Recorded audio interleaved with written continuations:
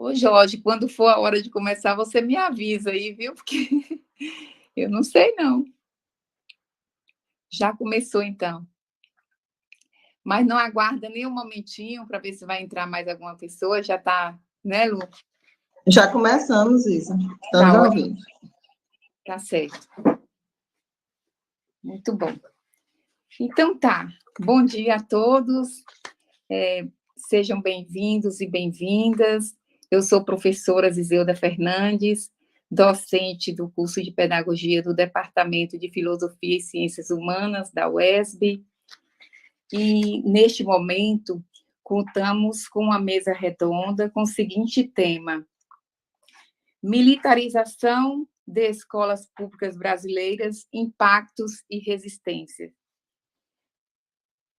Antes de iniciarmos, eu gostaria de dizer que essa proposta faz parte de um projeto de extensão intitulado A Militarização da Escola Pública Brasileira no Centro do Debate Educacional. Essa é a segunda etapa.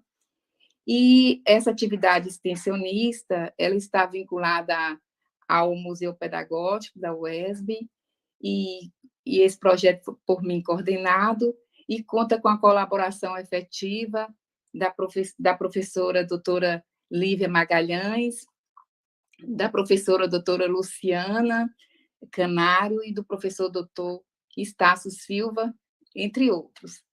E também é importante dizer que este projeto ele tem suas raízes no projeto Memória e História do Desmonte da Resistência da Educação Pública Brasileira, dos anos 2000 para cá, né? Que foi organizado pensado pelo Grupo Tese, que é coordenado pela professora Maria Ciavata, da Universidade Federal Fluminense, e o Museu Pedagógico, coordenado nesse espaço pela professora Lívia Magalhães. Então, quando falamos que não há nenhuma forma de educação que não seja considerada um ato político, já dizia Paulo Freire. Então, pensar um projeto de educação significa pensar na sociedade que queremos. E esse projeto de militarização de escolas públicas faz parte de um amplo projeto de desmonte da educação pública brasileira. E, para isso, para pensarmos sobre essa questão, para percebermos que faz parte, é um tema atual e que faz parte de preocupações, de momentos de reflexão, educação, de preocupação de professores, de educadores de modo geral. Então, para pensarmos e para refletirmos sobre esse tema, convidamos para conversar conosco a professora doutora Catarina de Almeida Santos e o professor doutor Alexandre Lobo. A professora Catarina de Almeida Santos, temos a honra de recebê-la aqui. É um grande prazer, professora, estar aqui, contar com a sua presença. A professora possui graduação em Pedagogia, né, pela Universidade Federal de Goiás, também mestrado em Educação pela mesma universidade, doutorado em Educação pela Universidade de São Paulo e atualmente é professora associada da Universidade de Brasília. Ela tem experiência em educação, com ênfase em educação, atuando principalmente nos temas de educação à distância, direito à educação, militarização de escolas públicas, educação superior e qualidade da educação. É um prazer recebê-la, professora, e depois, se faltar alguma coisa no seu currículo de grande importância, você acrescenta, por favor. E para dividir a mesa com a professora Catarina, nós convidamos também o professor Alexandre Lobo, que também faz parte, né, do Grupo Tese, está ingressando aí nos estudos, né, professor, com a professora Maria Ciavata, e ele possui licenciatura plena em História pela Universidade Federal do Rio Grande do Sul, assim como mestrado em História e doutorado em Literatura Brasileira. E atualmente é professor efetivo no Instituto Federal do Rio Grande do Sul. Seja bem-vindo, professor, e você também depois acrescente alguma coisa, se eu deixei de falar aqui, e é um grande prazer recebê-los aqui nesse momento. E para organizar o tempo de uma forma mais assim, né, para que a gente possa conversar melhor, a gente estava pensando o seguinte: se a professora Catarina, né, concordar, falar uns 30 ou 40 minutos, e depois o professor Alexandre Lobo, de uns 15 a 20 minutos também. Mas aí fica, essa parte é só mesmo para a questão de organização do tempo, mas vocês podem ficar à vontade. É um Mas grande prazer que receber. divisão desigual, por que eu tenho que falar mais do que Alexandre? Vamos dividir o tempo. Eu acho que ele acabou pedindo aí, solicitando para a Luciana um tempo menor, né? Ah, entendi. Não, só esclarecendo, tá? Eu não faço parte do grupo Tese, que faz parte é a minha colega, a professora Maria Augusta Matiarena, né? Que é a orientanda da Ciavata, mas como ela não pôde comparecer, aí ela me convidou, porque a gente está iniciando um projeto, né? Ainda estamos nos primeiros passos de um projeto para estudar a questão da escola civil militar. Né? Então, isso também justificaria um tempo menor, assim, porque a gente está nos primeiros passos da discussão. Certo, professor. Mas, de qualquer forma, você é muito bem-vindo e logo você ingressa também no grupo Tese e entra para a gente estar discutindo, né, sobre essas questões que são tão importantes para nós, todos, educadores, e para a sociedade de modo geral.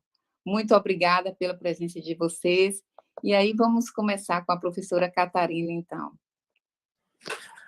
Bom, vamos lá, né, gente? Bom dia a todas as pessoas. Nós estamos aqui nessa atividade num dia, no pré-jogo da seleção brasileira, né? Mas também em um semestre, em um ano, em momentos que antecede aí a substituição de um governo, né? Ou o fim de um governo que tem contribuído muito para esse cenário que nós estamos vivenciando, e a assumência por parte de um outro governo, de um outro grupo, em que a gente vai poder, eu acho que, disputar o Estado de forma não tranquila, né, mas menos difícil do que nós tivemos nesses últimos anos. Então, é um prazer enorme estar aqui novamente com esse grupo, quer dizer, na outra oportunidade a gente estava presencial, né? E agora aqui nessa atividade virtual. É um prazer enorme estar sempre com vocês, Iselda, Luciana, com todos vocês do grupo. Professor Alexandre, prazer em conhecê-lo. E eu acho que uma das coisas legais desse processo é que a gente vai conhecendo novas pessoas, fazendo novas relações, estabelecendo novos diálogos. E isso acho que a grandeza do nosso processo, a grandeza da possibilidade de estarmos sempre em construção, sempre em formação, sempre em aprendizado. E aí, para falar e agradeço novamente ao grupo por esse convite tão carinhoso, né? Um grupo que está aí sediado, sobretudo aí no meu querido e amado estado da Bahia, né? E aí, para falar de um tema como a militarização, e falar desse tema como a militarização das escolas, também aí nesse processo de transição desses dois governos, né? Isso é um elemento para a gente pensar.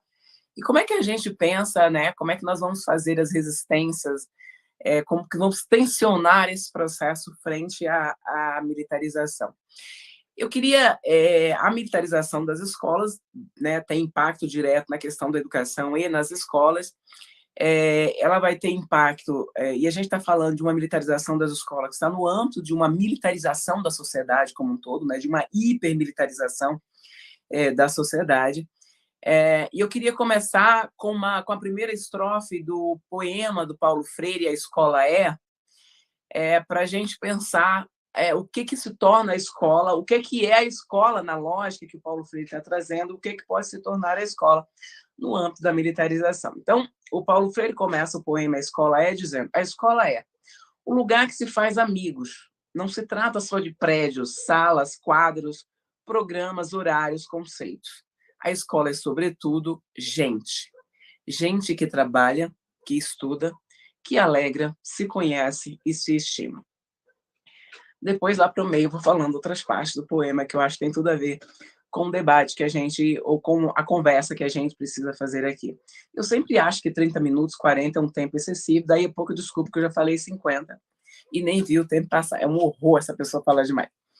Mas vamos pensar a questão da militarização, né? Eu sempre começo fazendo debate de militarização achando que a gente já falou tudo sobre o que é militarização, e aí na hora do debate alguém sempre pergunta: mas o que é? Qual é a diferença de militarização e escolas militares?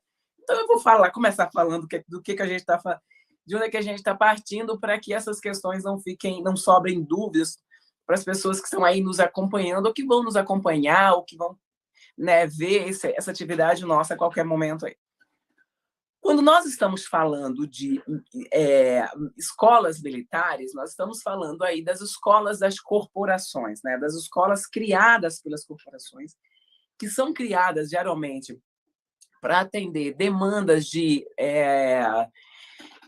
dependentes, né, dos militares, né, das diferentes forças. Elas são escolas vinculadas às áreas de segurança e não às secretarias estaduais e municipais de educação. Elas são escolas, né, para os dependentes desses militares, e são escolas que precisam, e eu acho que essa é uma questão que a gente precisa olhar, porque as pessoas sempre olham: não, mas o artigo 83 da Lei de Diretriz e Base diz que o ensino militar será organizado com base em legislação própria, né? E esse é um artigo que diz sobre ensino militar. Ensino militar é o ensino que forma os militares. Se a gente pensar Agulhas Negras, se a gente pensar essas escolas todas forma militar, isso é ensino militar. As escolas de educação básica, elas não formam militares. Elas formam dependentes de militares. Então, elas formam civis. E essas escolas também precisam funcionar a partir da Lei de Diretriz e Base das Leis Nacionais.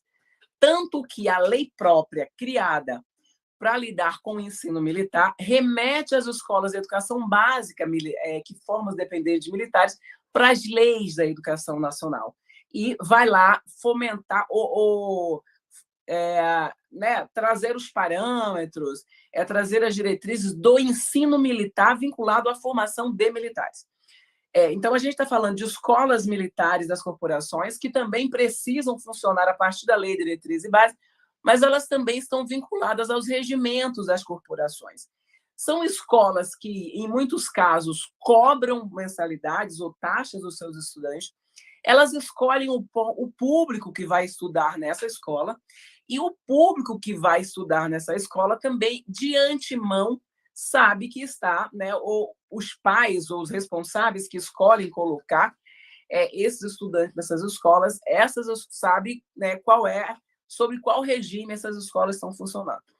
As vagas que sobram, quando sobram dessas escolas dos dependentes de militares, elas são preenchidas a partir de processos seletivos, às vezes de processo de sorteios. Então, segue aí um conjunto de normas diferente da nossa escola pública.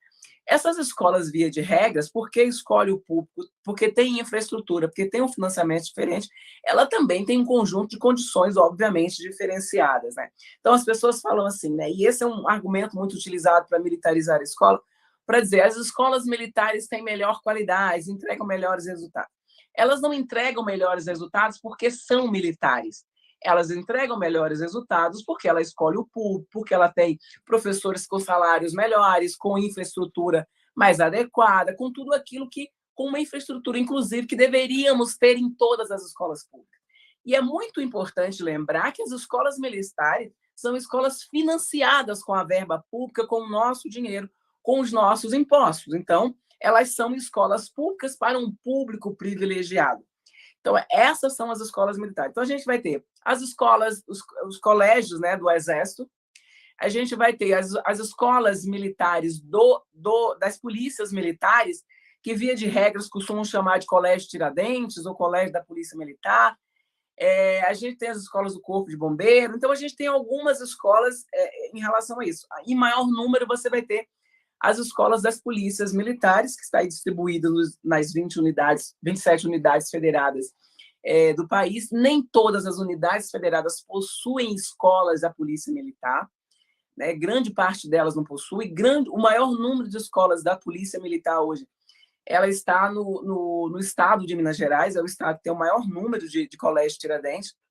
E essas escolas, embora elas sejam, né, vinculadas à área de segurança, e o financiamento dela, em tese, devesse vir da área de segurança, como acontece no Colégio do Exército, em muitos casos, das escolas das polícias militares, dos corpos de bombeiros, inclusive, elas participam de programas públicos, né, como o programa de livro didático, como esses programas financiados pelo governo federal, e em alguns estados, o corpo docente é todo pertencente, ou quase todo pertencente, ou majoritariamente pertencente à Secretaria de Estado de Educação.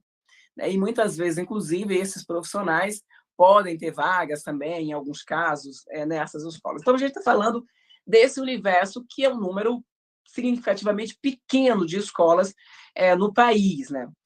Quando nós estamos falando de escolas militarizadas, nós não é a mesma coisa que as escolas militares, as escolas que foram criadas militares para militares. Quando a gente está falando de escola militarizada, nós estamos falando das nossas escolas civis, né, também públicas, vinculadas às secretarias de Estado de Educação, às secretarias municipais e distritais de educação, financiadas com a verba pública vinculada na Constituição para a educação, escolas que todos os civis precisam ter acesso, que não entram na lógica do processo seletivo, porque, inclusive, nas nossas escolas públicas não tem que ter processo seletivo, e quem pratica isso está fazendo uma ilegalidade. Escolas que não podem cobrar taxas para os seus alunos permanecerem nela. Então, a gente está falando dessas escolas, a escola de todas as tribos, a escola de todo mundo, a escola, inclusive, de dependentes de militares, né? Inclusive porque é a escola de quem, em tese, pode pagar a escola privada, mas escolhe a escola pública. Então, é a escola republicana, a escola que precisa ser para todo mundo, para todas as pessoas. E que essas escolas, geralmente, essas escolas são criadas civis. Essas escolas, quem tem que fazer a gestão dela pela normativa legal, inclusive, são profissionais da educação que têm formação específica. Não que as escolas militares não tenham que ter profissionais específicas, né, gente? Mas estou falando para falar do bojo das nossas escolas civis públicas em geral, né? Então, a Lei Diretriz e Base traz quem é profissional e quem pode fazer a gestão dessa escola. A Constituição está lá trazendo os parâmetros dessas escolas. Então, tudo isso nós estamos falando das escolas civis. Essas escolas, por decisão dos seus gestores, sejam prefeitos ou governadores, essas escolas passam a serem geridas por policiais das diferentes forças. Ou, né, desde Guarda Metropolitana, Exército, né, profissionais agora do Exército com PECIM, as escolas têm Polícia Rodoviária Federal, majoritariamente Polícia Militar, Corpo de Bombeiro, e quando eu pego o Tocantins, por exemplo, na cidade de Palmas, até a Guarda Metropolitana está dentro dessas escolas fazendo a gestão.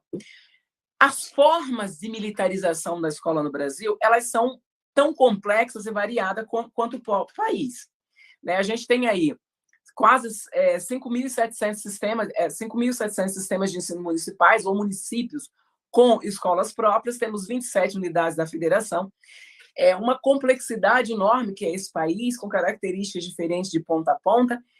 Então, o processo de militarização, ele também segue a essa complexidade. Então, eu costumo dizer que a única normativa, a única coisa que une todas essas escolas é a pedagogia do quartel dentro delas, ou levar para dentro dessas escolas a culturas e as práticas típicas dos quartéis ou dos ambientes militares para fazer parte do funcionamento dessas escolas, da gestão e da forma de se desenvolver, né, nesses âmbitos escolares. Então, a gente vai ter escolas militarizadas no país pelo que se chama de gestão compartilhada. essa gestão compartilhada diz que os profissionais da educação cuidam das questões pedagógicas e os profissionais da área de segurança vão cuidar da gestão disciplinar, que é uma categoria que não existe no direito administrativo brasileiro, não tem lugar nenhum essa chamada gestão disciplinar. Parte do pressuposto que a disciplina que deve fazer parte da escola ela pode ser separada das questões pedagógicas e administrativas. Então, eu posso ter, né, sistemas em que os profissionais da educação vão cuidar da área pedagógica e os profissionais de segurança da área administrativa e disciplinar. Em outros lugares, os profissionais da educação cuidam da área pedagógica e administrativa e os policiais da gestão disciplinar. Em outros lugares, a gente vai ter a polícia fazendo toda a gestão da escola, pedagógica, administrativa e disciplinar. Você não tem outro diretor que não seja da área de segurança, e a gente vai pegar esses casos como como Goiás, como Amazonas, que a gente vai ter esse caso. Aqui no Distrito Federal tem a gestão compartilhada, em que a polícia fica com a gestão disciplinar e os profissionais da educação com a gestão administrativa e pedagógica. E a gente vai ter outros lugares também em que, sobretudo nos municípios, em que a gestão, o processo de militarização, ele se dá com a justificativa de que os policiais vão levar para dentro das escolas municipais a metodologia dos colégios das polícias militares, né? Seja lá o que isso possa significar, seja lá o que seja essa metodologia que a gente sabe que é levar a cultura do militarismo para dentro das escolas. Mas a gente vai ter também lugares em que essa militarização se dá via compra por parte dos municípios de pacotes que vão levar essa metodologia das polícias militares de instituições privadas sem fins lucrativos, montadas por policiais da reserva ou da ativa, e que vende esse pacote como as empresas que vendem soluções educacionais, né, soluções com muitas aspas, vendem apostilados, vendem aplicativos. Então, nessa mesma lógica, esses grupos vendem a metodologia dos colégios das polícias militares para as escolas municipais, da parte de educação infantil e ensino fundamental, né? Ai, gente, desculpa. Nós temos ainda uma outra forma de militarização, que é por meio das chamadas escolas cívico-militares, né? Então, as escolas cívico-militares, que parece que se tornou sinônimo de militarização, como se tudo fosse escola cívico-militar, foi uma nomenclatura criada no governo Bolsonaro, né? Até o governo Bolsonaro não se utilizava essa terminologia escola cívico-militares. E a gente não pode fazer de conta ou não se perceber que a utilização dessa dobradinha cívico-militar tem uma intencionalidade, né? A gente, inclusive, precisa discutir a questão do que eles estão chamando de cívico. E tem uma conotação, inclusive, de dizer, olha, a polícia está ali só para ajudar, só para colaborar, né? Não é uma tomada da escola pela polícia, né? São os civis que estão ali, a escola é uma escola, continua sendo civil, né? Tem ali uma colaboração da polícia. Mas essa nomenclatura ela vai aparecer cívico-militar quando, no dia 2 de janeiro, o Ministério da Educação, o presidente Bolsonaro baixa um decreto criando no âmbito, reorganizando o Ministério da Educação e criando no âmbito do Ministério da Educação uma subsecretaria de fomento às escolas cívico-militares.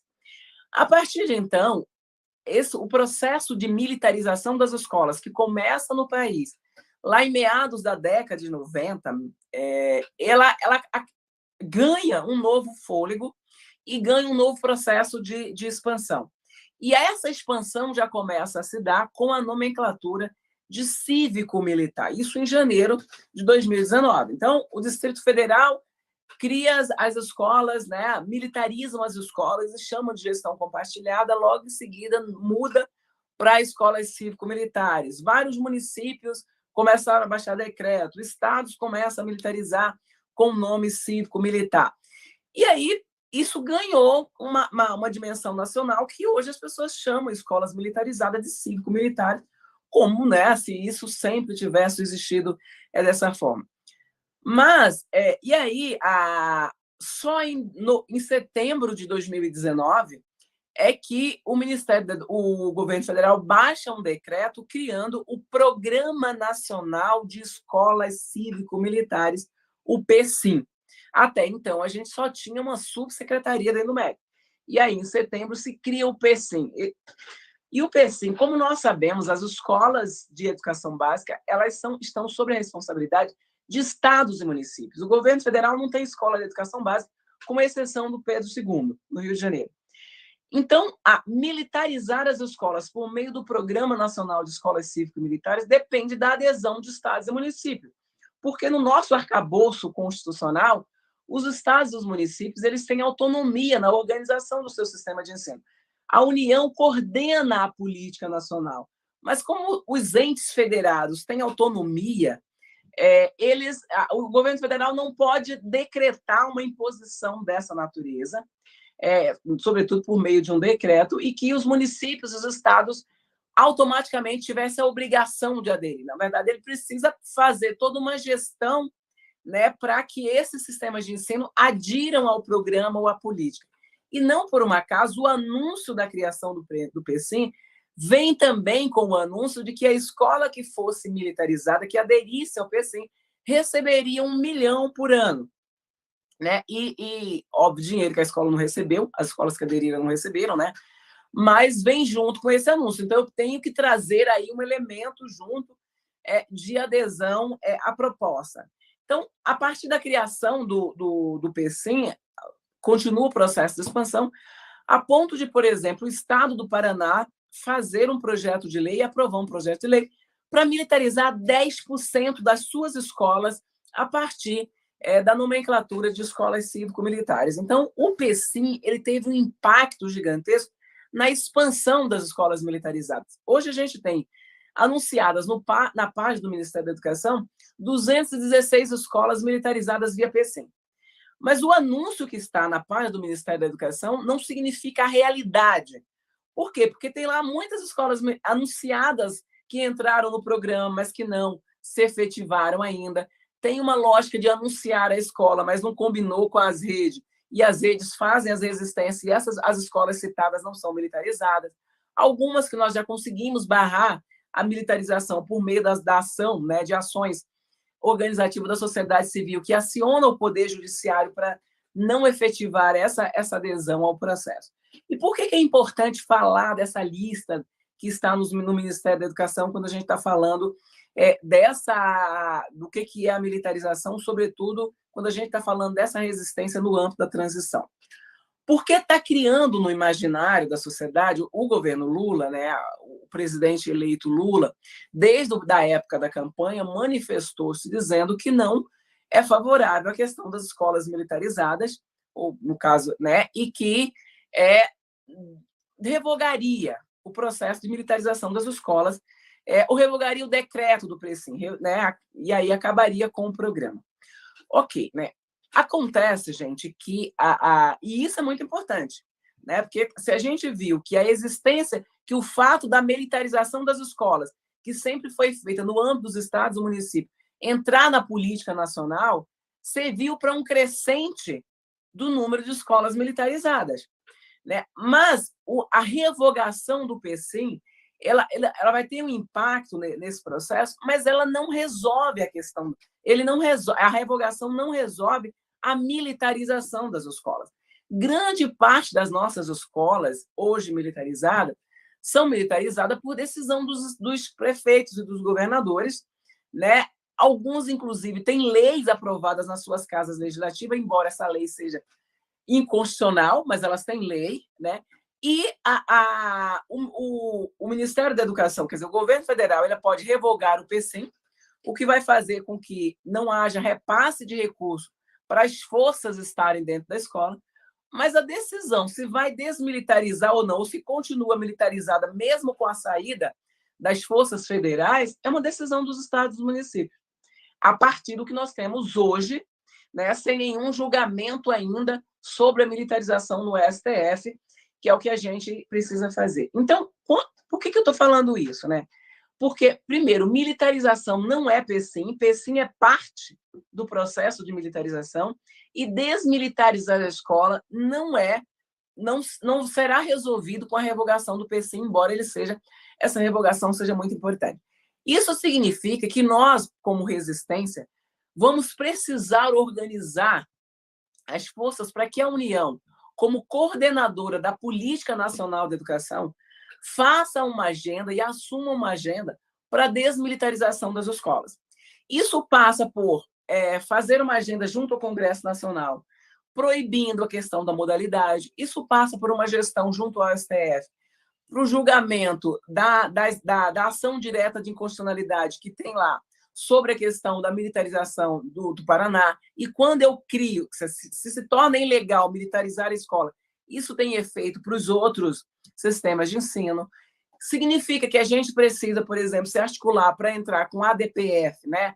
Ação de descumprimento de preceitos fundamentais, junto ao STF, da militarização nos locais que não têm leis, né? Porque eu vou ter a militarização em alguns lugares, tem lei, outros lugares tem decreto, tem portaria. Então, se a ação direta de inconstitucionalidade cabe ali a uma lei, a ação de descumprimento de preceitos fundamentais, eu posso entrar nesses lugares que não tem lei. Mas a importância que o governo federal tem vai além só de revogar os decretos e as portarias correspondentes, né? Não só o decreto de infraestrutura do MEC, como o decreto de criação do PCIM, mas o conjunto de portarias vinculados a esse processo precisam ser revogadas. Mas ele precisa também coordenar a política nacional no sentido de garantir a gestão democrática das escolas, as escolas em condições de se organizar a partir da sua população, né? Da sua comunidade escolar. Mas ele precisa também fazer com que as escolas tenham condições, os profissionais da educação tenham condições, as comunidades educacionais tenham condições de desenvolver uma escola de qualidade, desmontando, né, ou colocando nesse lugar as condições necessárias para desjustificar o fato de que a polícia na escola vai garantir mais qualidade. Porque a polícia não é insumo de qualidade para a educação. A polícia espera-se que ela seja insumo de qualidade para a segurança, coisa que no Brasil não é, porque segurança no Brasil não é direito, é privilégio de alguns, e para isso o braço armado do Estado, inclusive, mata a maior parte da população em nome da segurança, em nome do privilégio de determinados grupos. Então, o que faz com que se diga que a polícia na escola garante maior qualidade? Quando a polícia vai para a escola, ela vai estabelecer um conjunto de regras vinculadas aos princípios da segurança, e esse é um elemento para a gente pensar, inclusive, a ilegalidade da militarização, já que os princípios da segurança são diametralmente opostos aos princípios da educação estabelecidos na nossa Constituição. A polícia vai levar para lá o que ela sabe fazer. E o que ela sabe fazer? Para que a polícia é formada? Né? Os profissionais da segurança são formados para lidar com a questão da repressão, com a questão da hierarquia, da obediência hierarquizada, do não debate das ordens estabelecidas. Né? Isso é o inverso da área de educação. Quando você leva esse processo para dentro da escola, da padronização dos comportamentos, dos corpos, que é aquilo que nós temos dentro dos quartéis. Então, no quartel, todo mundo tem que ter o cabelo a partir de um determinado modelo, todo mundo vai usar a mesma farda, tem que estar, né, tem que obedecer à hierarquia, a gente sabe quais são as dinâmicas do quartel. Essas normativas são levadas para a escola. A partir desse momento, muitos sujeitos da escola precisam sair da escola, são expulsos dessa escola, porque aqueles que não se adequam ao projeto não permanecem na escola, seja por vontade própria, seja por transferência, né, que a polícia faz desses estudantes para fora dela. Como a polícia não é insumo de qualidade, o que faz com que essa escola entregue melhores resultados é a imposição dentro das escolas de praticamente os mesmos mecanismos que são impostos nas escolas militares, que se começa a selecionar quem fica na escola, a cobrar taxas, né, a cobrar rendimentos, e quem não entrega esse rendimento é transferido da escola. Então, você vai dizer, olha, eu estou transferindo porque esse estudante não se adequa ao projeto. Tanto que as nossas escolas militarizadas, elas se tornam escolas brancas, com um engarrafamento na porta das escolas, com características muito diferentes. E aí eu queria pegar, por exemplo, para a gente exemplificar esse elemento de seleção de quem fica na escola, O processo de militarização no estado da Bahia, a Bahia tem, hoje é o estado, certamente, com o maior número de escolas municipais militarizadas, né? A gente tem vários municípios do estado da Bahia com escolas militarizadas, isso sem precisar aderir ao PECIM, só através do processo de militarização que o Estado, no âmbito do Estado. Né? Então, ela tem o maior número, ela tem algumas escolas estaduais militarizadas que hoje ninguém nem diz que é militarizada, chama Escola da Polícia Militar, como se sempre tivesse sido uma escola nas mãos da polícia. Então, mas as escolas municipais militarizadas na Bahia, elas são militarizadas a partir da assinatura de um acordo de cooperação entre a polícia e o município. Então, os municípios assinam esse termo de cooperação para militarizar essas escolas. E tem um conjunto de exigências nesse processo de militarização. Então, via de regra, a polícia exige que tenha uma infraestrutura adequada, então tem reforma nessas escolas, que nunca falte professor. Então, para militarizar, os municípios garantem a essas escolas condições que não são garantidas às demais escolas não militarizadas. E o primeiro artigo do termo de cooperação assinada diz: na escola militarizada não poderá ter distorção idade série, nem educação de jovens e adultos. E aí a gente começa a olhar como é que começa a se imprimir nessas escolas a mesma lógica das escolas militares, de selecionar o público. Então, vamos pensar, né? Para nós que conhecemos bem o estado da Bahia, como conhecemos o Brasil, para nós que olhamos os dados do censo da educação básica e começamos a olhar que, a partir do segundo ano, né, do ensino fundamental, o processo de distorção idade série começa e só cresce, para nós que sabemos exatamente quem é que está no processo de distorção idade série, para nós que sabemos e lutamos para termos escolas inclusivas, e as pessoas com necessidades educacionais diversas não se enquadram na lógica dessas escolas militarizadas, inclusive porque elas precisam bater continência, porque elas precisam desenvolver aquilo que os policiais, que os soldados desenvolvem dentro do quartel, que não se adequam a um conjunto de especificidades. Nem todas as pessoas vão passar ou têm as características, inclusive, ou as condições físicas, inclusive, física, psicológica e por aí vai, para entrar na polícia, porque tem lá um conjunto de elementos seletivos que se estabelecem nesse processo de entrada nas diferentes polícias. Quando eu trago para dentro da escola essas mesmas características, eu tenho um conjunto de sujeitos que não vão se adequar a esse processo. Mas aí, voltando, então, quando a gente olha para a distorção idade série, qual escola pública no país pode dizer que nela não tem distorção idade série? Nenhuma.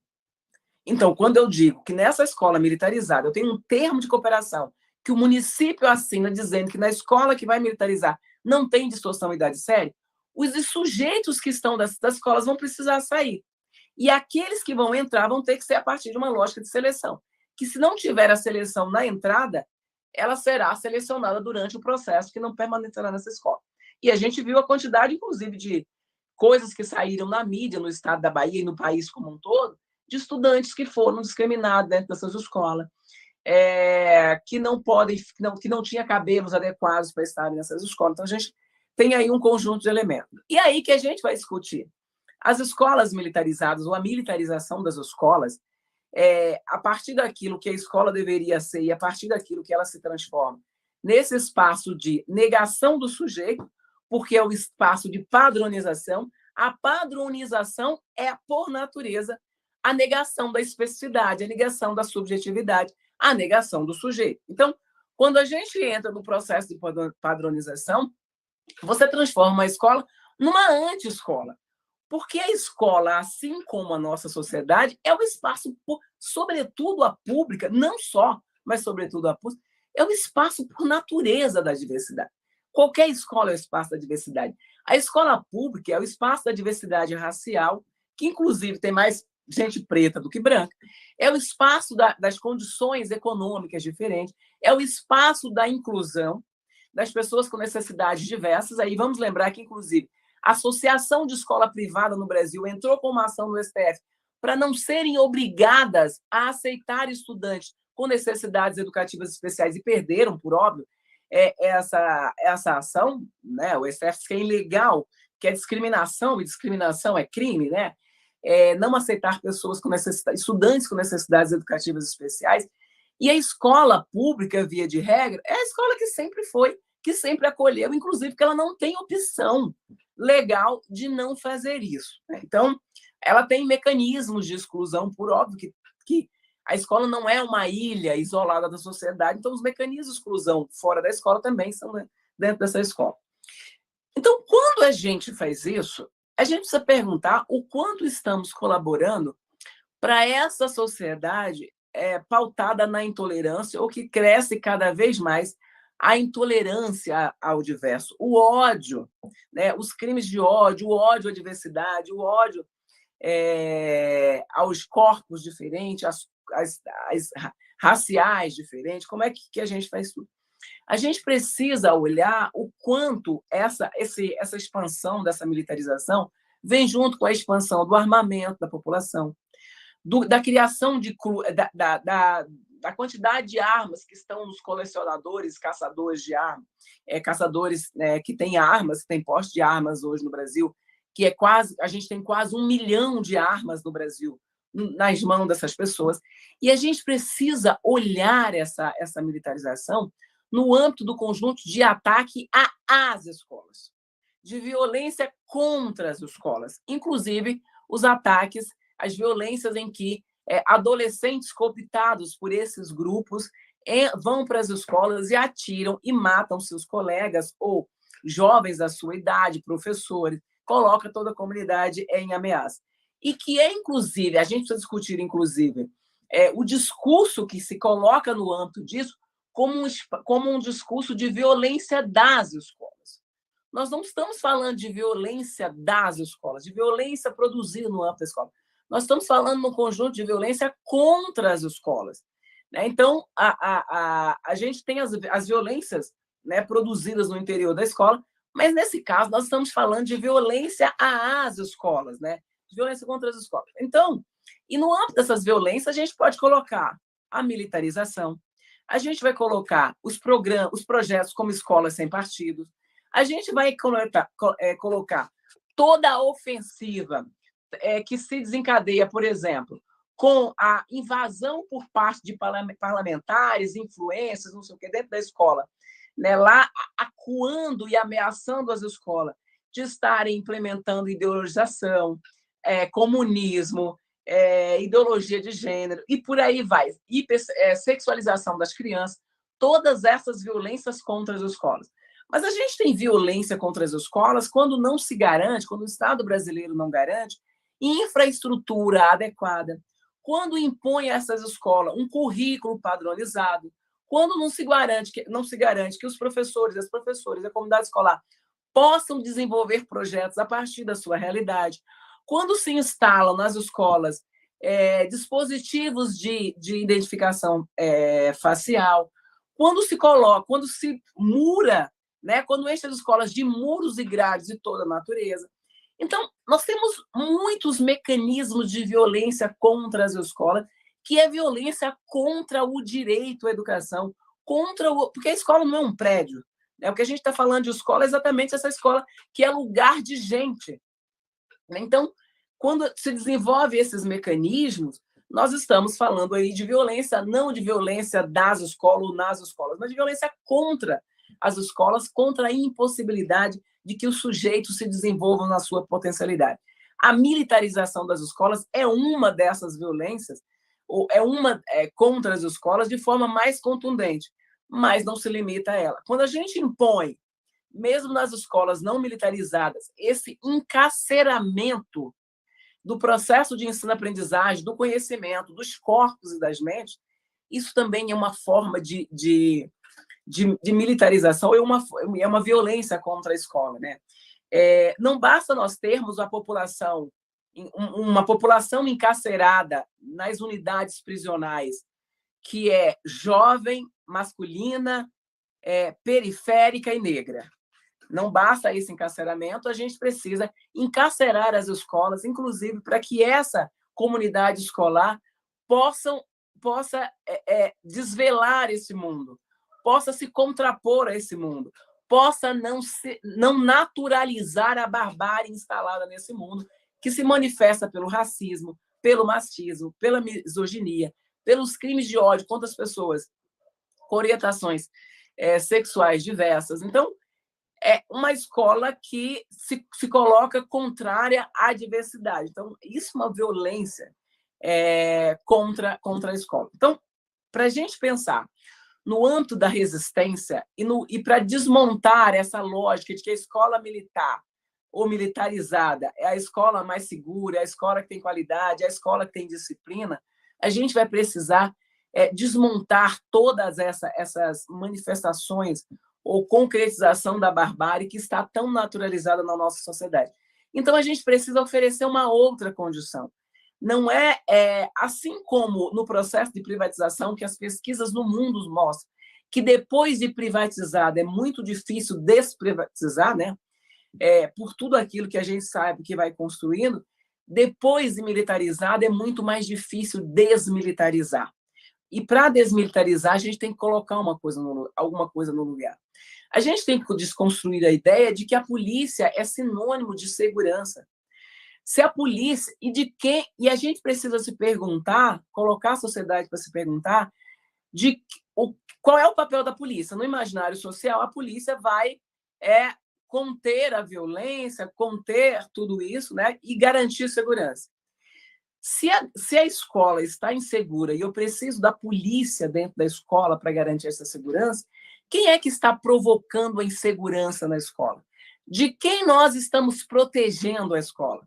Porque se a gente estiver protegendo a comunidade escolar, não é dentro da escola que a polícia precisa estar. Ela precisa estar no espaço em que a violência ela está sendo produzida, disseminada, que é na nossa sociedade como um todo, né? E essa violência, eu não estou nem discutindo a própria violência da desigualdade social e econômica, e sim da violência desencadeada por essas desigualdades, pelas desigualdades raciais, de gênero, tudo isso que desencadeia um conjunto de violência. Então, a impressão que me dá, ou que a gente pode fazer, é quando estamos dizendo que precisamos proteger as escolas, parece que os sujeitos das escolas é ameaça. E daí a grande narrativa de violência da escola.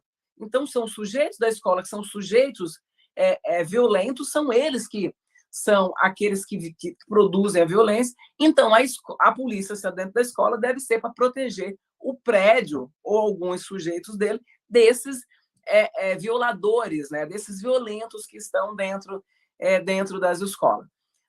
Isso está fazendo com que as nossas escolas, inclusive foi aprovado um projeto de lei na Câmara agora, que foi para o Senado, que coloca exatamente a escola como esse lugar da violência. Coloca a escola como a violenta e não a escola como essa que está sofrendo as violências, e esse projeto entrou na urgência exatamente depois do último ataque que a gente teve à escola, lá em Aracruz, no Espírito Santo.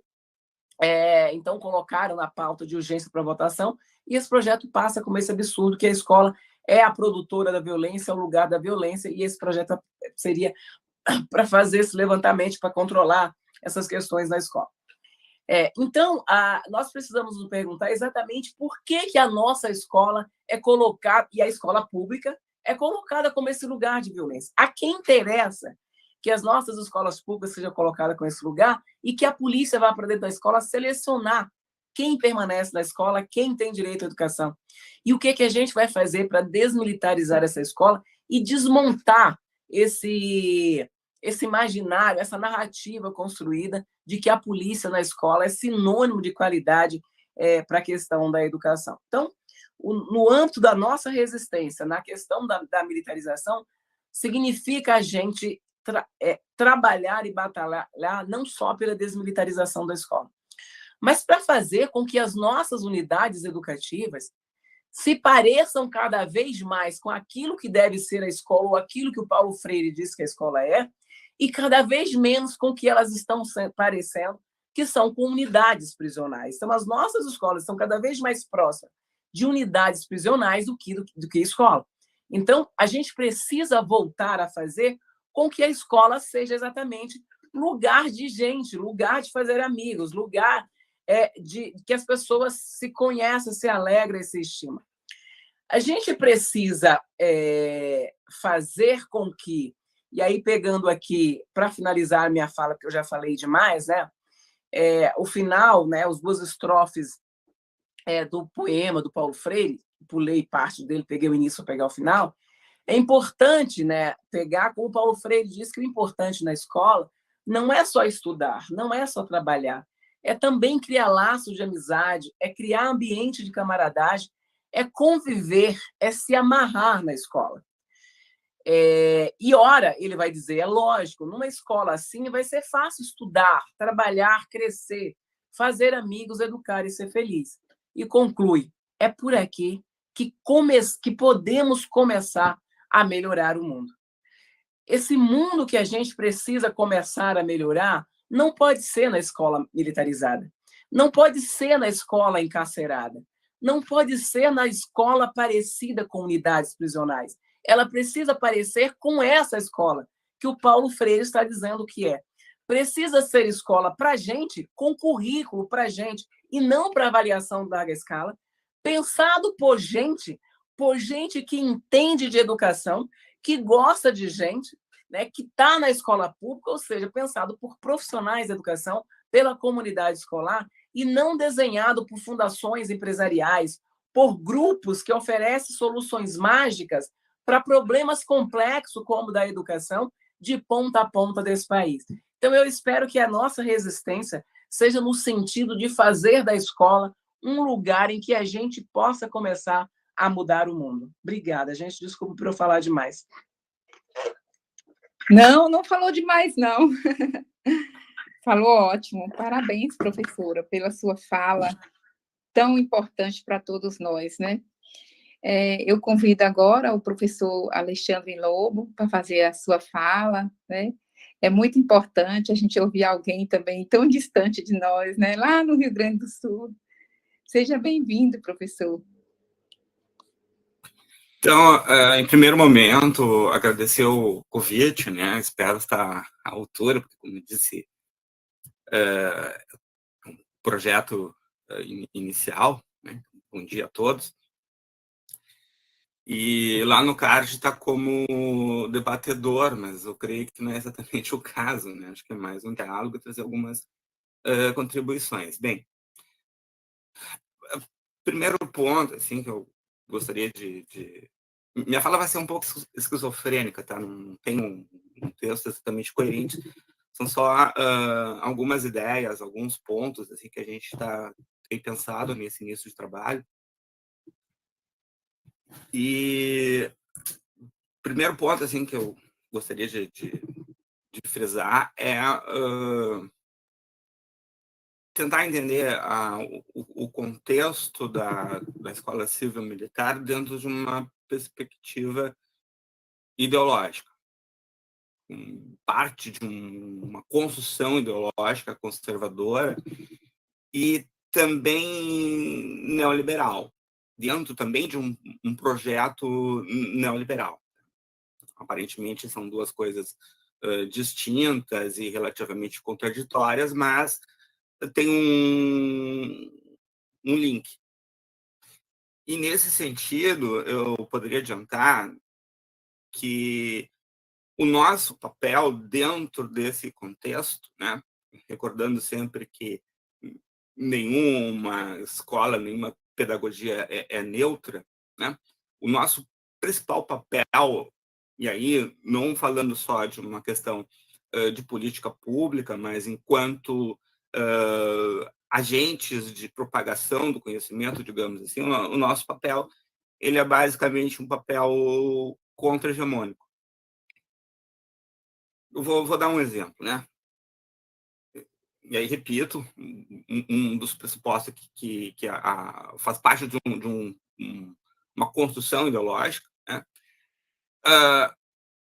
Uma das primeiras dificuldades assim que a gente está tendo nesse projeto, né?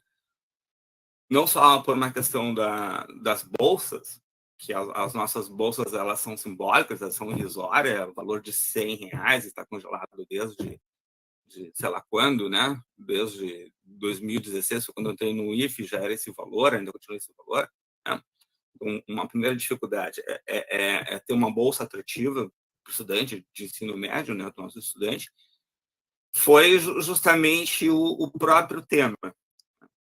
Eu tenho 2 bolsas de ensino médio, e aí eu conversava com as alunas, os alunos, e aí quando eu chegava na hora de ter autorização dos pais, logo em seguida eles vinham com o que pode ser uma desculpa, assim, do tipo, eu não vou ter tempo, isso e aquilo, né? Ou seja, esbarra na minha...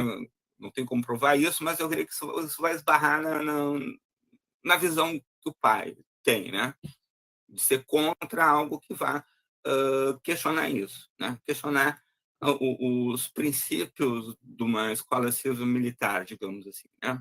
E aí, no sentido ideológico, da forma em que as pessoas vão achando que isso é natural, que isso é só mais uma proposta entre uma diversidade de propostas de educação e que seria um caminho mais viável para uma resposta mais viável para a educação, tendo como pressuposto, que na verdade seria uma naturalização desse pressuposto, a questão da disciplina, né? A questão da disciplina, como bem falou a professora Catarina, é um ponto chave, a chave de ouro do discurso, como se a disciplina fosse a porta da esperança, digamos assim, da educação e da sociedade, né? Então, nesse aspecto da disciplina, que a gente poderia começar a questionar algumas coisas, né? Para fazer os links. Eu trabalho uma disciplina de Sociologia da Educação no IFE, na pós-graduação e na graduação também, em alguns cursos. A primeira pergunta que eu faço, assim, né? Duas falas minhas, uma é, a professora Catarina também falou também, nenhuma escola é uma ilha, ou seja, né, a escola está dentro da sociedade, ela reflete a sociedade, ela não é algo à parte da sociedade, a sociedade cobra da gente, em geral, uma postura, uma solução, mas não, ela é parte da sociedade, né? E dentro desse sentido, parte da sociedade, a pergunta que eu gosto de fazer sempre é: a escola para quê? Então, nesse sentido, da escola para quê, se a gente pensar no contexto do Brasil hoje, tá? Não só do coisas do Brasil hoje, mas do coisas do mundo todo, né? Na questão do aspecto da transformação que a gente tem visto em relação ao mundo do trabalho, né? Ao mercado de trabalho. O que a gente tem visto? A gente tem visto um processo de precarização do trabalho no sentido de perda constante de direitos trabalhistas, né? A reforma a reforma trabalhista, a gente pode conjugar ela com as outras reformas, a reforma do ensino, né? A reforma da previdência, está se mostrando no contexto do Brasil, no contexto do mundo, uma nova configuração do trabalho, no sentido de que cada vez mais a gente está tendo o que originalmente se chamaria de economia de compartilhamento, mas que por força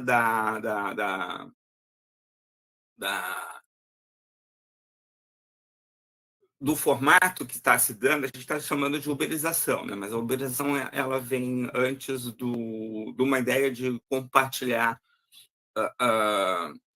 um lugar na tua casa, alguma coisa assim, depois passou a ser a ideia de compartilhar as viagens que tu faz, no sentido de amenizar o problema do transporte, essas coisas todas, que acabou criando a uberização, mas essa ideia originária de compartilhamento acabou se configurando como uma nova forma de relação de trabalho, né? Ou seja, uma relação de trabalho em que tu tem uma empresa, né? O Uber e o prestador de serviços, né? O extremo da terceirização, a terceirização fim, a terceirização meio, a gente vai conectando esse contexto, né? E isso vai se tornando naturalizado, isso vai se tornando incorporado, e a gente, no sentido de achar que é esse o único caminho possível, do mundo do trabalho, né? E isso vai se processando na mídia, nos formatos dos discursos, das narrativas, né? Porque como é que isso se processa? A gente pode pensar no próprio jornal, as notícias, como elas se dão, como, por exemplo, há 10 anos atrás, tá?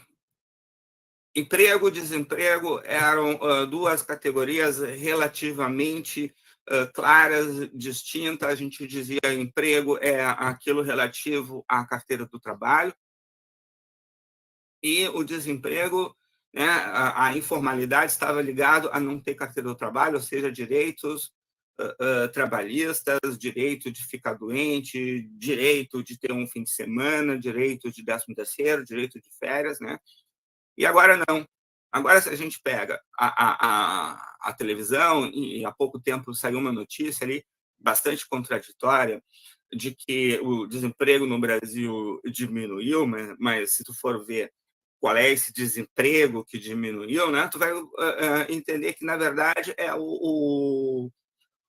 de fato, o emprego informal, ou seja, a atividade informal, que está sendo chamada agora de emprego, né, ou de atividade, e isso já na época do Temer se trocou esse discurso, né, do desempregado para o ocupado e desocupado, né, e escamoteando a precarização do trabalho, né? Então a gente tem essa troca de discurso, essa insistência do discurso que a gente liga à televisão e a gente vai absorvendo, né? Então a gente tem esse contexto de desemprego, né? de precarização, né?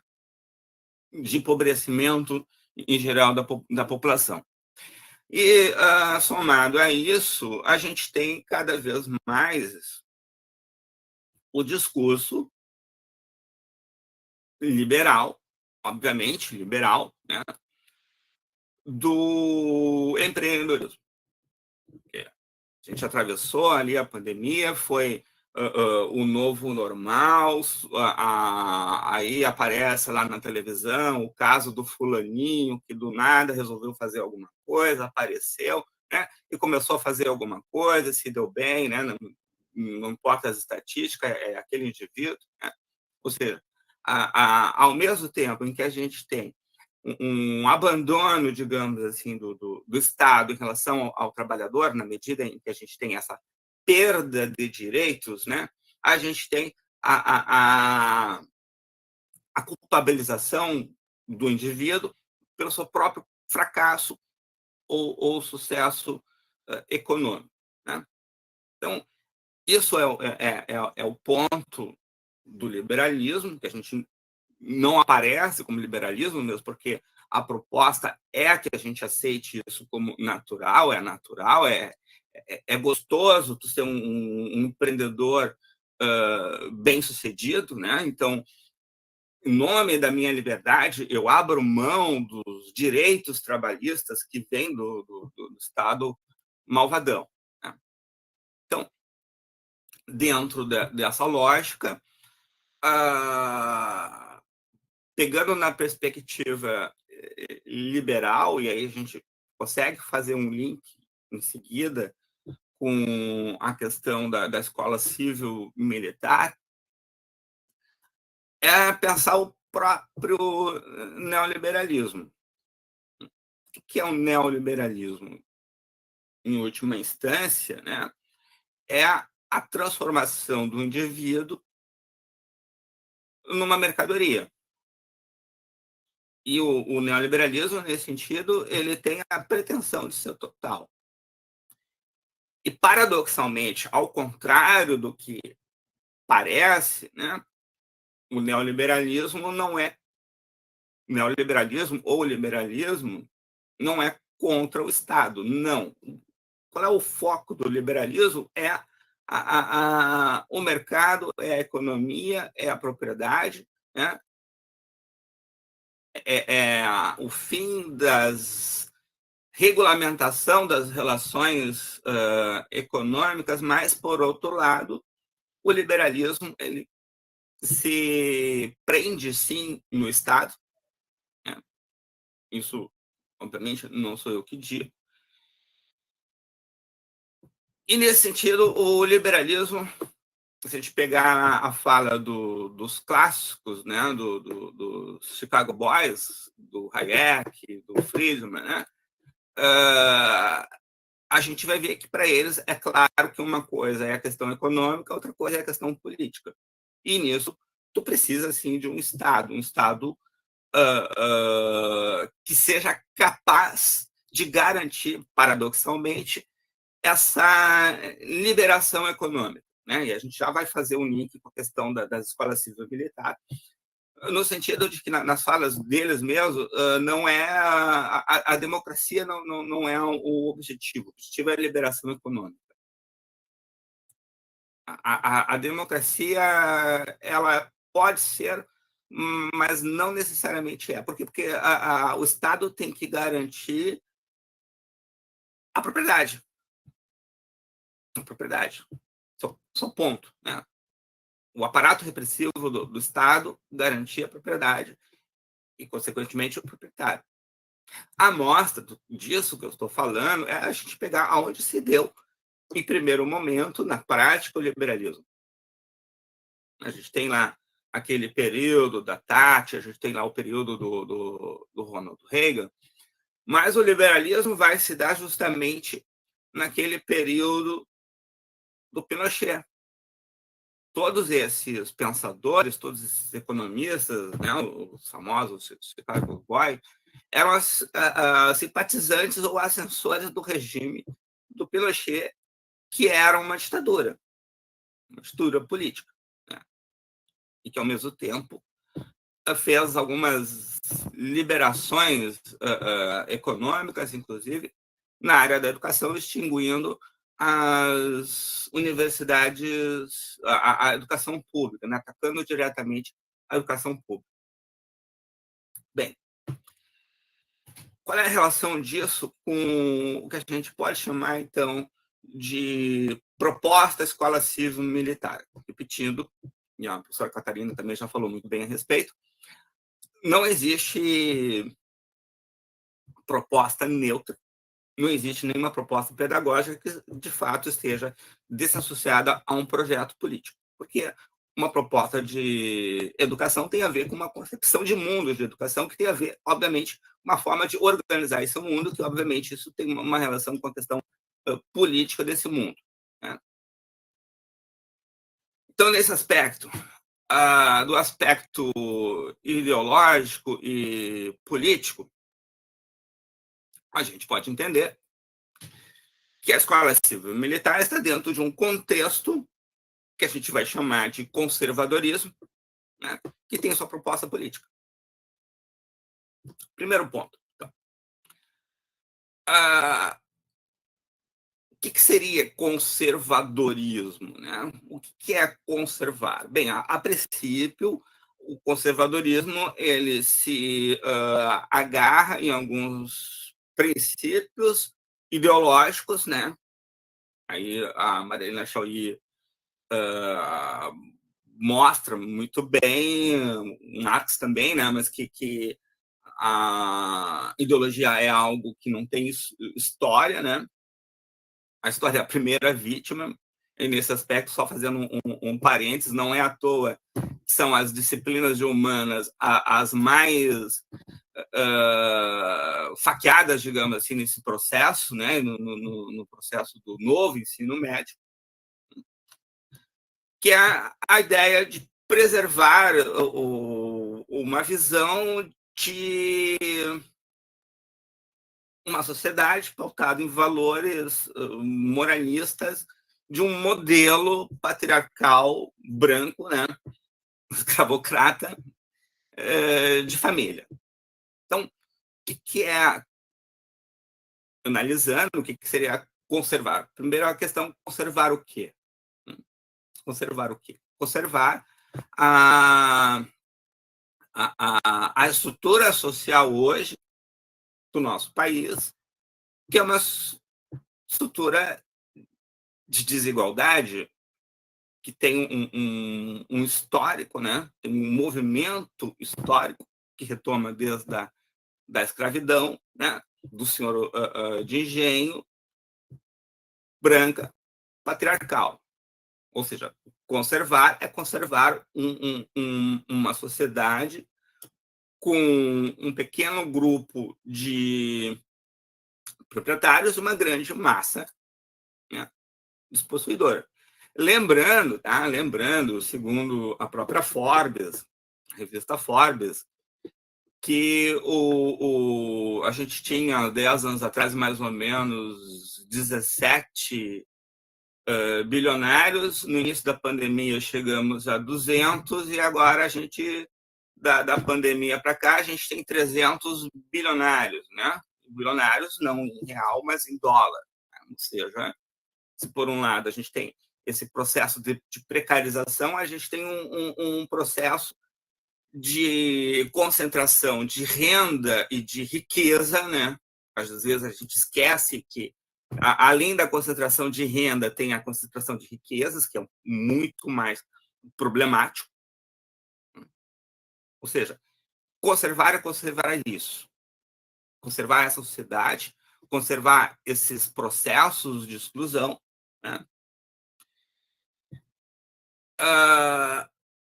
Então, esse é um ponto. A escola civil militar faz parte de um contexto, de um discurso, de uma ideologia conservadora nesse aspecto, né? E aí a gente tem, então, a questão de qual seria o papel dentro desse contexto liberal e excludente da escola civil militar. Mas antes disso, eu só gostaria de trazer para a reflexão, né? E para a gente pensar do que aparentemente ia ser uma contradição entre a liberdade, né? E a liberdade dentro do neoliberalismo. Depois eu faço eu retomo, como eu disse, pode ser que minha fala pareça um pouco esquizofrênica, né? Eu não tenho nada exatamente preparado, mas eu gostaria de trazer alguns conceitos que para mim é um pouco recente, mas eu gostaria de compartilhar, que acho que a grande questão é a gente compartilhar também conhecimento, né? Num texto que eu estava lendo há pouco de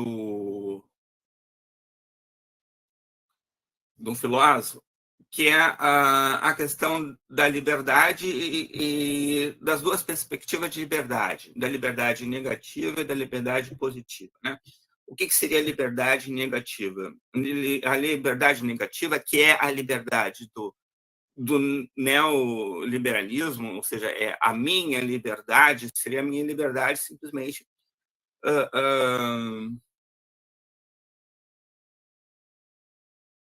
de não ter nada que seja coercitivo em relação ao que eu vou fazer. Ou seja, eu reivindico as minhas próprias regras, eu reivindico o que eu quero fazer.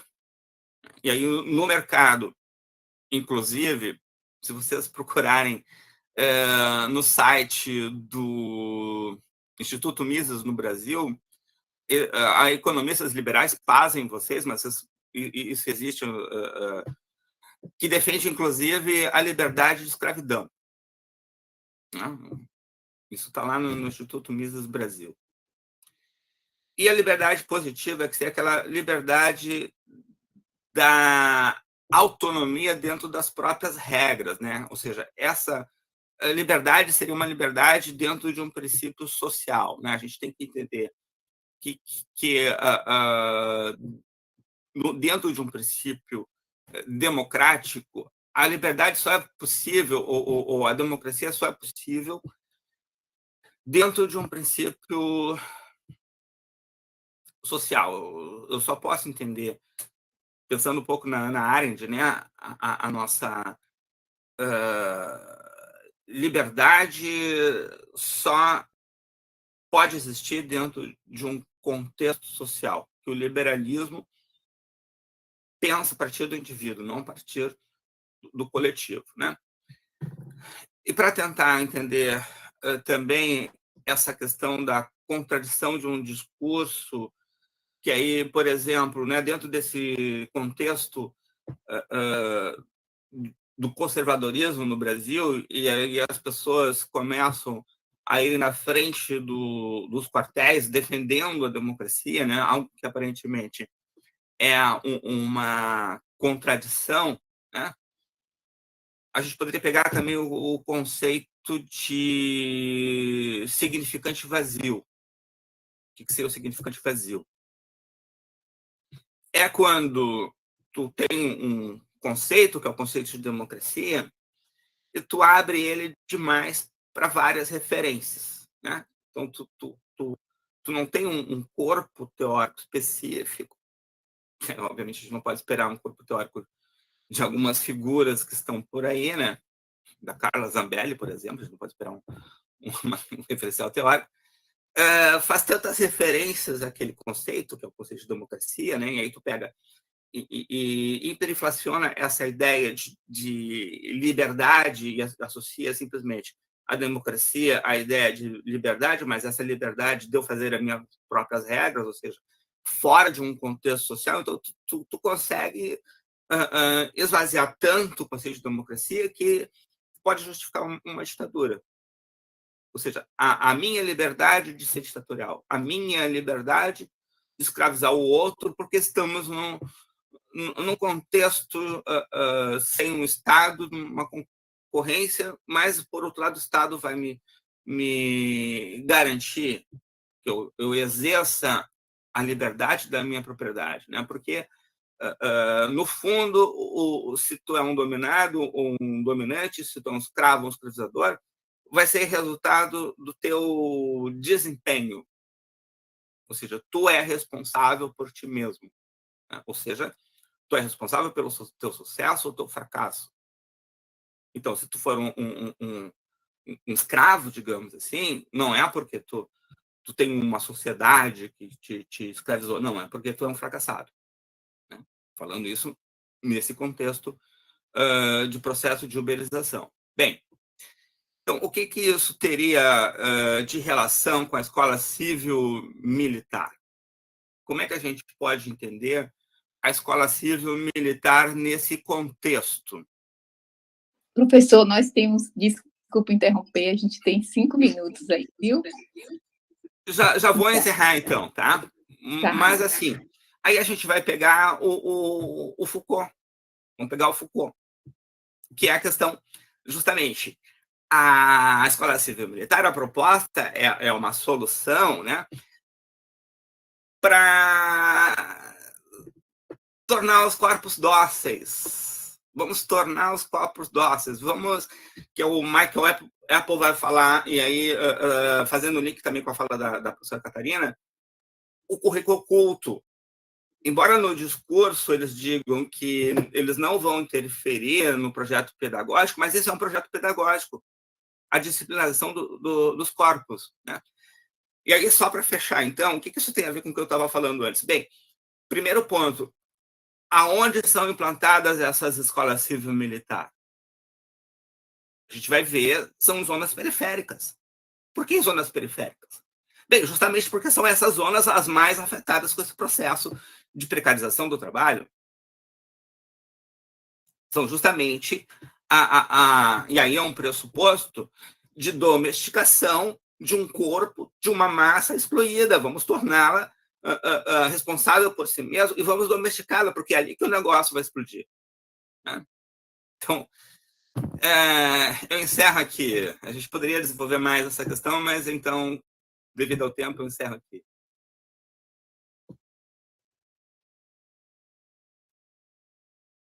Muito obrigada, professor. Eu gostei muito da sua fala e agradeço também pela sua participação. A gente percebe que essa discussão sobre o processo de militarização de escolas públicas brasileiras, ela dá para muitos campos, né? para várias discussões, pode se ampliar para vários espaços. Nós percebemos também que a educação pública brasileira ela tem as suas conquistas e que essas conquistas aqui vêm sendo ameaçadas. Esse ameaçar vem com marcas fortes, sobretudo a partir do que você diz, da política neoliberal, desse abraçar o neoliberalismo, abraçar com o neoconservadorismo para adentrar fortemente pelas escolas. E a gente percebe muito que é algo que está muito influenciando demais na questão dos direitos sociais e que nós precisamos, como a professora Catarina tanto reforçou, não abrir mão das nossas possibilidades de luta, né? De perceber a educação como um espaço de luta, um espaço de conquistas, né? Então, eu gostaria de saber agora de Jorge, se tem, a gente está transmitindo também via YouTube, e nós logo encerraremos, mas eu gostaria de saber se tem alguma consideração no YouTube, alguém fez alguma consideração para a gente estar trazendo aqui. Nós temos a professora Lívia coloca que o Museu Pedagógico, né, agradece por toda essa discussão. A professora Joseni, da UNEB, coloca que é um debate importante na educação nos dias atuais. E tem outras pessoas que fazem uma série de agradecimentos e parabeniza a professora Catarina, parabeniza o professor Alexandre, e algumas pessoas, como, por exemplo, Sandra Mendes, coloca que a fala é maravilhosa e necessária. Interessante toda a fala, muito obrigada. E eu peço desculpa a vocês, porque não dá para ler tudo que tem, né, ali no YouTube. Mas, desde já, eu agradeço e gostaria de, nesse momento, que a professora Luciana ela gostaria de fazer uns agradecimentos, e o professor Estácio também gostaria de fazer algumas considerações. Aí a gente poderia abrir rapidamente para ouvi-los, porque eles são muito importantes nesse processo todo aqui, nessa caminhada. Primeiro, eu gostaria de agradecer a fala dos dois, né, a professora Catarina, de modo mais pontual, a questão da militarização, né, aspectos conceituais extremamente relevantes, né, para a gente que está nesse projeto, nem concepção de um projeto ainda de estudo, né, e aqui eu falo em nome do grupo Tese, em nome do grupo também do Museu Pedagógico, e o professor trazendo essas questões de contextuais, né, as questões de fundo, que incidem, obviamente, né, a escola como corpo social, essas novas relações de trabalho e de educação. Então, no primeiro momento, eu convidei, né, a professora Ciabata indicou o professor, e ele fala, nossos estudos são iniciais, assim como os nossos, mas essas questões de contexto, professor, são extremamente relevantes para a gente, tá? Então, a gente agradece a participação, e como eu falei, a gente quer estabelecer mesmo essas parcerias, esses vínculos institucionais, né, professora Catarina? A professora Catarina sempre disponível, né? A gente manda mensagem para ela está sempre disponível. Então, assim, eu agradeço muito as participações, tanto aqui quanto lá no colóquio de forma presencial. E a gente espera, né, outros encontros, outros debates em outros momentos. Então, em nome do Museu Pedagógico também, eu agradeço muito a participação de vocês. Eu acredito que, parece que o professor Estácio, a conexão dele caiu, não foi, Lu? Caiu, Cisa. Ele só está via YouTube. Certo. Então, tá. E agora, gente, desculpa, agora que eu percebi que minha câmera estava um pouco virada. Eu agradeço, professora Catarina, por sua efetiva colaboração, né? E a gente está sempre aqui, quando você precisar da gente para participar de alguma coisa, para nós é um grande prazer, e nós vamos também estar dialogando com você sempre. Muito obrigada mesmo, de todo coração. E o professor Alexandre também, professor, a sua fala foi muito importante também, significativa para todos nós. agradecemos também. E seja bem-vindo ao nosso grupo, né? A gente vai formando, vai criando laços. Eu vejo, assim, que a professora Catarina é como se fosse uma tarefa, uma missão que ela colocou, no sentido de defender a escola pública, no sentido de fazer chegar em todos os cantos, né, do país a sua fala, a importância que tem a nossa escola pública, e nós não podemos perdê-la. E isso é um fator, um elemento de grande admiração pelo seu trabalho, professora. Então, eu deixo aqui um abraço para todos vocês e que a gente possa estar continuando, né, nessa caminhada. Se alguém quiser falar mais alguma coisa, pode ficar à vontade.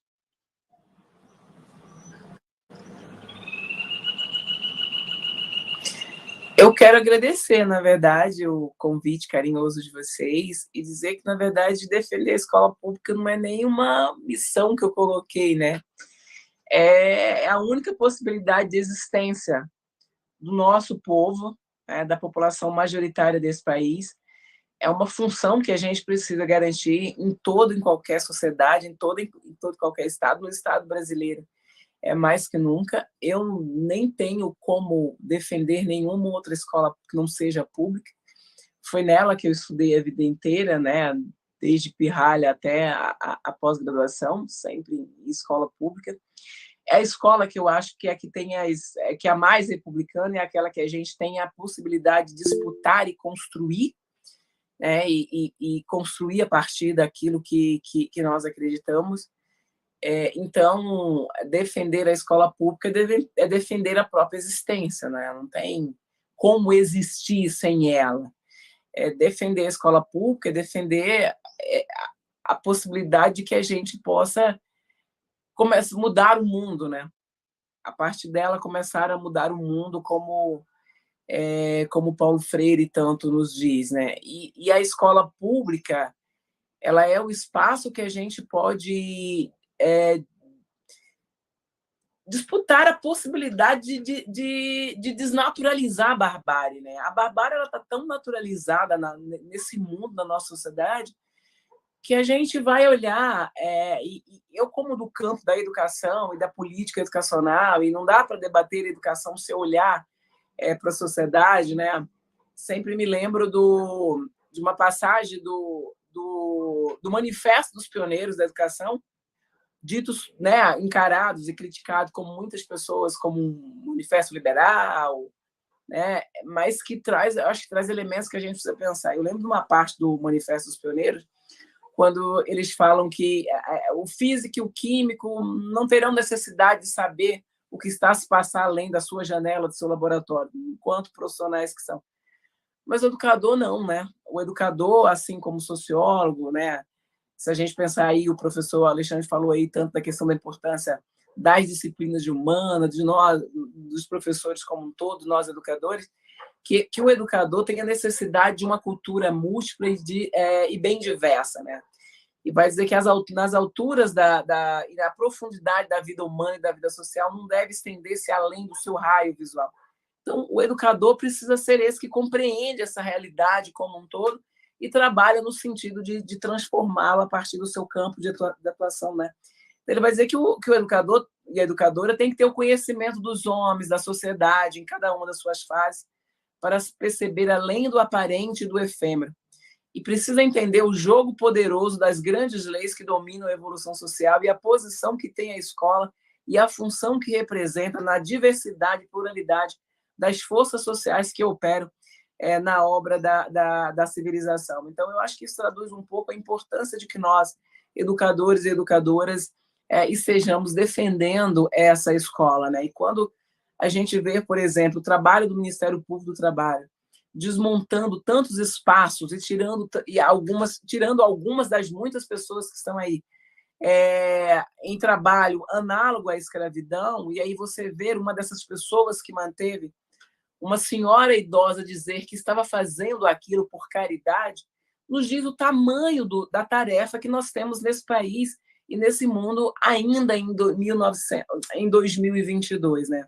alguém ter o disparate, a capacidade de dizer que estava mantendo alguém em condição de escravidão por caridade, né? Daí a lógica do site, dos grupos que o professor Alexandre falou, que defende, inclusive, a liberdade à escravidão. A liberdade de quem? De quem vai escravizar ou de quem está escravizado, né? Porque não há possibilidade de quem está escravizado entrar nem no debate dessa liberdade, muito menos de dizer que está né, favorável a ser escravizado. Então, são dessas questões e de tudo que está posto no nosso mundo, né, do debate, da disseminação das múltiplas violências e a naturalização dessas violências, que essa escola pública tem o dever de combater, de debater e desnaturalizar, porque não vai ser na escola privada que isso será feito, né? A escola privada, cada vez mais, inclusive na lógica da financiarização, da educação básica e educação superior, é o espaço do inverso. Não por um acaso a gente viu, inclusive, aí nos resultados das eleições, a quantidade de estudantes de escola privada disseminando, fazendo apologia ao nazismo, disseminando tudo isso da xenofobia. Então, defender a escola pública não é simplesmente uma missão, é a condição de existência, eu acho, de nosso povo, sobretudo do povo preto e periférico desse país, de continuar existindo, né? E não por um acaso se ataca tanto a escola pública, exatamente porque ela ainda é a única que ainda acolhe esses grupos que aqueles que se consideram detetores das cidadanias e que entende e avalia os demais como subcidadãos, como serviçais nesse processo como um todo, atacam o fim dessa escola, vai dizer que a gente tem recursos demais nessa escola, né, que precisa fazer uma gestão, e essa gestão de projetos pensados e levados para essa escola, para não ser a escola de gente, mas essa escola de ratinhos de laboratórios em que a gente implementa as nossas experiências, é muito isso, né? Então, a gente tem aí eu do lugar que sou, né, do lugar que existo, de onde venho, né, em todas as nuances, que eu não vejo nem possibilidade de pensar uma outra escola que não seja a escola pública, nessa perspectiva de uma escola pública realmente para garantir o pleno desenvolvimento de todas as pessoas, e não como espaço de garantia de direito, e não como de perpetuação de privilégios, né? Então, é um pouco isso. E eu agradeço muito a oportunidade de estar com vocês, de vocês estarem, né, nessa luta e nesse debate. É muito bom cada vez que a gente se junta, mais grupos, vai tecendo uma teia, né, aí cada vez maior, vai criando redes de lutas e debate em pró dos direitos de forma mais ampla, e do direito à educação, que, como Anísio Teixeira nos disse, é o direito dos direitos, né? É aquele direito que nos diz que temos direito, que pode nos dar as ferramentas para lutar pelos demais direitos. Então, a educação é central nesse processo, mas sempre lembrando que ela não vai se efetivar se eu não olhar para os demais direitos e não garantir as condições para que a educação se efetive. Então, é um grande obrigado e uma torcida para que a nossa seleção possa sair vitoriosa no jogo daqui a pouco. Com certeza, professora. E a gente agradece muito a todos vocês. E eu gostaria de perguntar ao professor Alexandre se ele quer fazer algum fechamento também, ou já estamos encerrados sua fala. Bem rapidinho. Primeiro, eu também estou professor do IFE. Se não fosse a escola pública, sei lá, estudei jardim, na época que tinha jardim, primeiro grau na época, segundo grau, graduação, mestrado, doutorado, e também sempre procurei trabalhar em escola pública, municipal, estadual e agora federal, né? Com grande orgulho disso. E uma das falas minhas, que acabou não dando tempo, era também fazer um contraponto com uma outra proposta pedagógica, que de uma certa forma está ameaçada, né? E é ameaçada também por essa reforma de ensino, que é a que eu faço parte, que tem lá na própria lei de fundação, na sua própria concepção, né, é ameaçado, inclusive, pelos meus colegas, digamos assim, né, porque a questão é ideológica, uma disputa ideológica, né, que são os IFES, que retoma aquela ideia lá de uma educação integral, né, em vários aspectos. Então, a gente tem um diferencial de ter pesquisa, ter projetos de extensão, ter projetos de ensino, né, e que é uma escola pública de qualidade, embora extremamente seletiça, embora extremamente restritiva, né, e que repete muito a lógica de mercado, no sentido de que premia as premiações dos melhores alunos pesquisadores, mas ainda assim tem uma proposta que vai contrária à escola civil-militar. Então, nesse sentido, eu gostaria de agradecer a oportunidade e estou à disposição, embora meu projeto ainda esteja no início, né, mas no que eu puder auxiliar, fico muito agradecido e vamos em frente. A luta ainda tem muita coisa. Foi só uma batalha vencida, mas a guerra ainda está de pé, né? Obrigada, professor. O nosso projeto também está embrionário, viu? Então, gente, muito obrigada a todos vocês, as pessoas que estão no YouTube, que acompanharam, agradeço também a participação de todos vocês, e até um próximo momento para a gente retomar as discussões, né? E um abraço para todos, e que a gente possa ganhar aí, como diz a professora Catarina, vamos torcer, né, professora, para o nosso país. Um beijo para todo mundo e até a próxima.